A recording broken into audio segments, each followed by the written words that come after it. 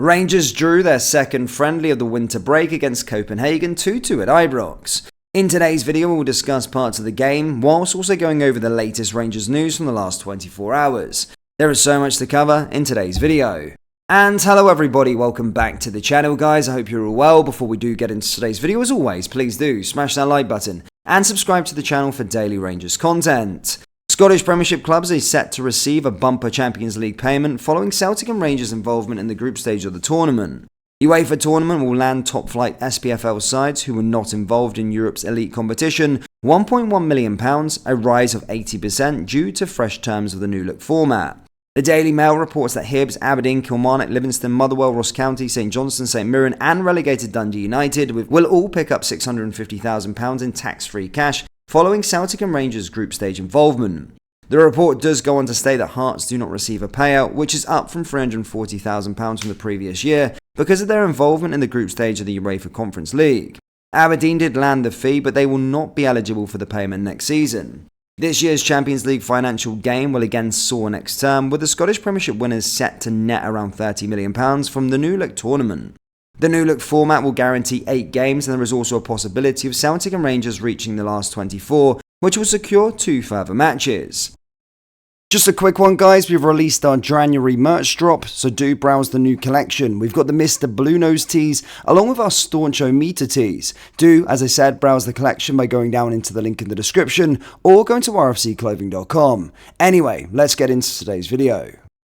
In other news, Rangers gave themselves a timely lift ahead of their return to competitive action yesterday evening when they held opponents who have been the surprise package of the Champions League this season to a draw in a friendly at Ibrox. Copenhagen have a last 16 doubleheader against defending European champions Manchester City to look forward to next month after finishing above Galatasaray and Manchester United in their group and qualifying for the knockout rounds. But the Danish champions were unable to get the better of the Scottish rivals in Govan yesterday evening. They cancelled out a first half Rabbi Matondo goal after half time when Kevin Dix nodded in a Christian Sorensen corner. Cyril Dessers put the host back in front shortly afterwards, only for his fellow replacement Johnny Fiacco to put the ball into his own net at an Oscar Højlund corner in the closing stages. Philippe Camon, who made no fewer than 11 substitutions, will have been heartened by both the display and result ahead of the Scottish Cup tie against Dumbarton away on Saturday. Here are the 4 talking points from the match. Fabio Silva.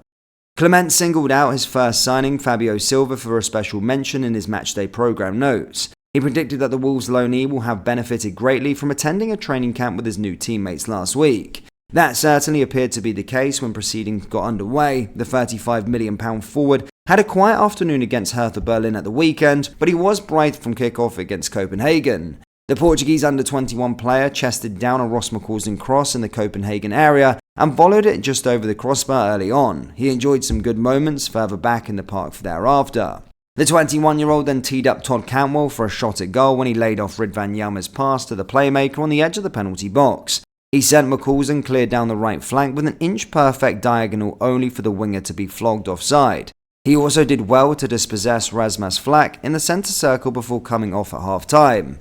Silva had featured only sporadically in the Premier League in the 23-24 campaign. He needs game time to get his match fitness and sharpness up to required level, but this showing does well for him going forward. Rabbi Matondo redemption.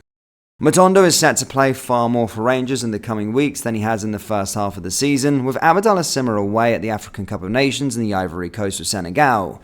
The winger squandered a glit-edged chance at 0-0 after being supplied by Ridvan Yilmaz, but he did up for his error shortly afterwards after the left-back had slid in and intercepted a pass to Andreas Cornelius. The Welshman did superbly to weave his way through the Copenhagen rearguard and slot beyond Kamil Gabara into the bottom right corner. He will need to continue in that vein while second top goal scorer Seamer is absent.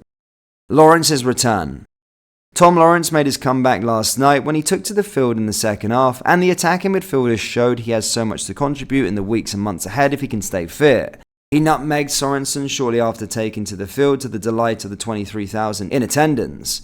The experienced footballer will be a potent weapon for his manager if he can avoid the issues which have beveiled his time at Ibrox so far. More injury woes. Clement has not had his problems to seek on the injury front since succeeding Michael Bill as Rangers manager back in October. The return of Nicholas Raskin from a long-term layoff in the final game before the winter break pleased him to no end, and his Belgian compatriot started in the middle of the park alongside John Lundstrom yesterday evening. But he confirmed that Kieran Dow, who had impressed during the festive fixtures, had been ruled out for an extended period of time during the Ibrox club's time away at La Manga in Spain last week. He said, "Kieran was really unlucky that he struck in the grass on a bad part of the pitch. He will be out for quite a long time normally. We need to make an assessment around that and how many weeks, but he will not be back in the next couple of weeks, that's for sure." Dujon Sterling, who Clement described as the best midfielder on the park after the Celtic game last month, was also conspicuous by his absence yesterday evening. The Englishman, however, is expected to return imminently. With Dujon, he got the knock and will not feature today, he said, but I expect him to be back at the end of the week.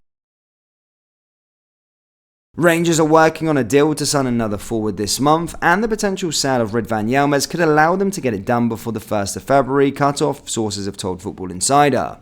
Philippe Clement's side made an early window move for Fabio Silva, bringing him to Ibrox on a loan deal running until the end of the campaign, but the Belgian wants to make another addition. Yilmaz is now attracting interest from Hellas Verona and Galatasaray, who want to take the left-back away from Ibrox this month. It has been widely reported in recent days that Rangers did reject a loan offer with an option to buy worth around £3.4 million.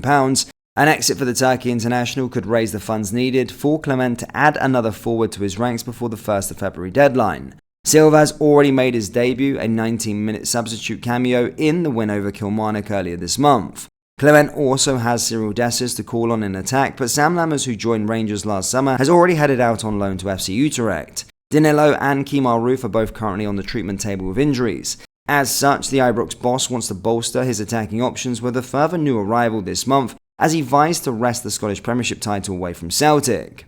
Rangers' top goal scorer this season is Loney Abdallah Sima, who has hit 14 goals in 30 games across all competitions. However, as we stated earlier, the Senegal international is currently away at the African Cup of Nations in another blow to the Gers' potency in front of goal. Clement's side sit 8 points adrift of Celtic in the Scottish Premiership with 2 games in hand and will play Europa League knockout stage football from March. Celtic will still refuse a 700 ticket allocation at Ibrox for the derby fixtures due to safety concerns, it has been reported. News emerged yesterday that Glasgow's Big Two are in discussions about bringing back away allocations to future derbies. Celtic refused around 700 tickets for their trip to Ibrox earlier this season, citing safety concerns with the Parkhead club, keen for a return to a traditional away allocation at both grounds of around 7,500.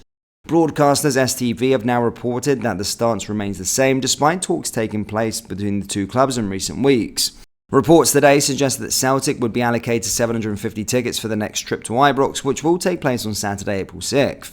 Likewise, when Rangers make their short journey across the city to Parkhead in the post-split fixtures, they too will have the same amount of tickets if talks progress positively. Rangers were keen to take 800 tickets for their trip to the east of Glasgow at the turn of the year, and took their case to the Scottish Professional Football League, but despite the SPFL Rule 127 currently stating that the home club must make provision for the admission of such reasonable numbers of visiting supporters, Rangers were left unhappy. The SPFL is believed to encourage the arch-rivals to reach an agreement over the matter, with a wider view that the standoff is tarnishing the spectacle of the Power Keg fixture. Rangers fans, what do you make of our January transfer window activity so far, and how many signings do you think we need to make before deadline day? Let me know down there in the comment section below. That brings us to the end of today's video. As always, please do smash that like button and subscribe to the channel for daily Rangers content. Thank you, and I'll see you all next time. Take care. Peace.